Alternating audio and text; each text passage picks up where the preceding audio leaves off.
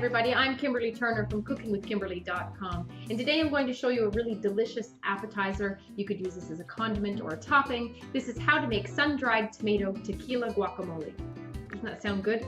So I picked up some gorgeous avocados at my store yesterday, some Hass avocados, two nice large ripe ones, okay? I'm going to start with that, a little bit of lime, a little bit of cilantro, and some really fun stuff going on.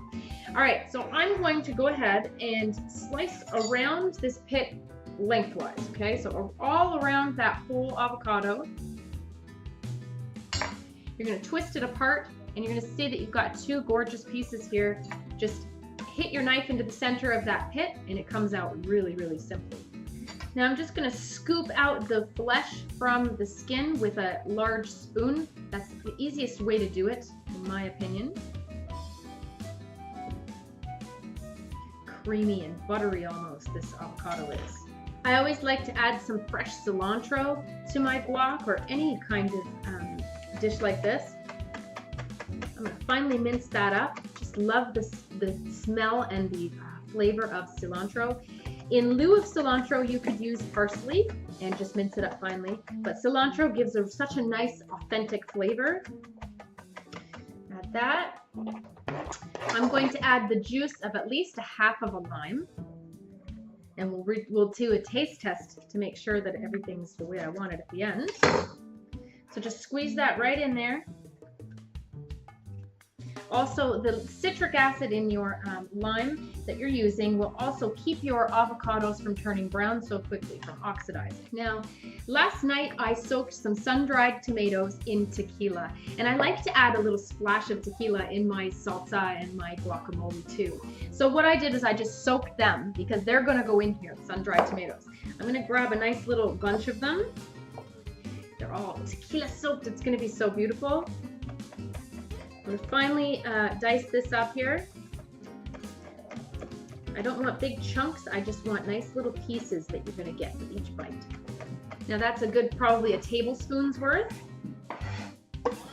I'm going to add just about a teaspoon of some nice sour cream. It's just going to help keep things a little bit creamy and extra tasty. And let's get some spices in here. I have some freshly ground pepper, a few dashes of cumin, a little bit of chipotle. If you wanted to use cayenne or chili powder, go ahead. I'm using just a little bit of this chipotle chili powder, just to give some spice. Some salt, and a couple dashes of hot sauce, whatever your favorite kind is. I'm going to take a nice big fork, and I'm going to mash my avocados with all of these ingredients. I like to have a little bit of chunkiness to my guacamole. I don't like it to be completely smooth, and that allows me to do this with a fork. Okay, so it's just soft enough that you can break that up into nice chunks. You're gonna have some parts that are creamy and others with a little bit more substance. If you wanted to add some fresh tomato in here, feel free to do so. I still might do that, we'll see.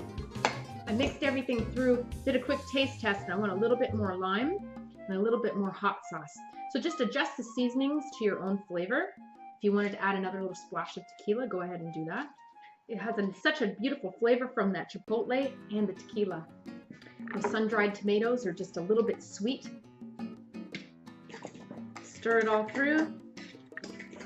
A little bit of salt, I think. Maybe a little bit more pepper. Do another taste test.